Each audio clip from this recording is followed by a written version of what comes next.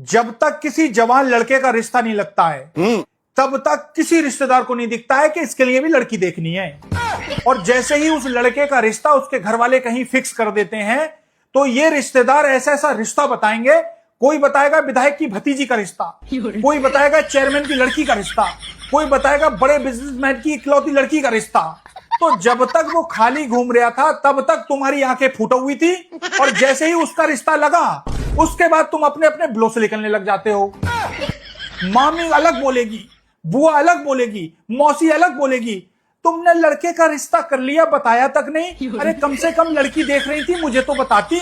ऐसी लड़की लेके आती आपके लड़के के लिए जो दहेज से पूरा घर भर देती, पूरे घर गृहस्थी को लेके चलती, जो सी गाड़ी मांगती वो सी गाड़ी दिलवाती, जिस शादी हॉल में आप शादी को बोलती उस शादी हॉल में शादी करवाती। कम से कम मुझसे जिक्र तो करती। अभी बुंदा खा के जनाजे में आई थी, 1 घंटा आपके यहाँ रुक के गई, कम से कम उसी टाइम मुझसे डिस्कस कर लेती कि हम लड़के के लिए लड़की देख रहे हैं। लेकिन तुमने जल्दबाजी कर दी, मुझसे जिक्र तक नहीं करा। मुझे बड़ा दुख हुआ जैसे मुझे पता चला कि तुम्हारे लड़के का रिश्ता वहां से हो गया है। अरे कम से कम मुझे इशारा ही कर देती कि लड़के के लिए लड़की देखने जा रहे हैं। अरे मुझसे बात नहीं होती है, कम से कम इनसे फोन पे बात होती है, इन्हीं को बता देती कि हम अपने लड़के के लिए लड़की देख रहे हैं।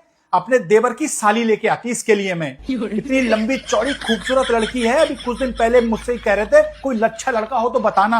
अच्छा 20 तोले तो सोना है उसका खुद का, और हाईवे पे 16 बीघे जमीन इसके लड़की के खाते में है। तुम मुझे तो बताती कि हम लड़के के लिए लड़की देख रहे हैं, तुमने लेकिन जल्दबाजी कर दी। मुझे बड़ा मलाल हुआ जैसे मुझे पता चला कि तुम्हारे लड़के का रिश्ता वहां हो गया है। मैं तुरंत भागी चली आई, मुझे बहुत मलाल हुआ। तो तेरी भैंस की आंख, तुझे तब मलाल नहीं हो रहा था जब वो रंडुआ घूम रहा था, और जैसे उसका तार जुड़ा तेरा मलाल शुरू हो गया।